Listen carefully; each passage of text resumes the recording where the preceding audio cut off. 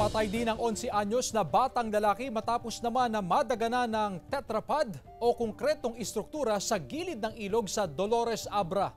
Nakatutok CJ Turida. Patay ang 11 anyos na si Christian Isaw, residente ng barangay Cardona, Dolores Abra. Nagtungo si Christian kasama ang ilang kaklase at kaibigan sa ilog upang magpiknik.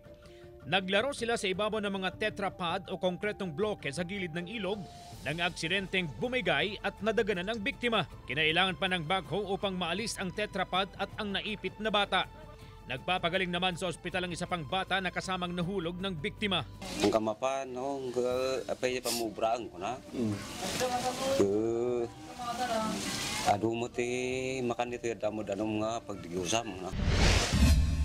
Tadtad ng tama ng bala ng baril ang pulang kotseng ito sa Sitio Bliss, Barangay Angad, Bangged Abra. Sugatan ng driver na si Banjo Claveria, 52 anyos, residente sa lugar. Nagpapagaling siya sa ospital. Wala pa siyang pahayag. Naunang pinagbabaril ang isa pang pulang kotse na minaneho ni Chairman Alfredo Bong Carino ng Barangay Poblasyon, Tayum Abra. Swerteng hindi tinamaan si Carino. Hindi raw sila magkasama ni Claveria. Pagka right turn ko, mga 2 seconds siguro nandyan na yung pagkaalam ko na bato. Pero nakita ko may butas na yan. Ay, baril na to, sabi ko. Narangkadahan ko pagka baba ko rito, pasok agad sa bahay.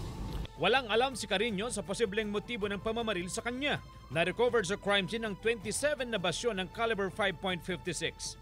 Blanco pa tayo sa suspect kung sino. Hindi pa rin natin malaman kung sino talaga yung target nitong mga suspects kasi parehong pula yung sasakyan na binaril. Tingnan natin kung anong kalalabasan ng investigation. Pinag-aaralan na ang mga kuha ng CCTV malapit sa pinangyarihan ng insidente. CJ Torida, 1 North Central Luzon.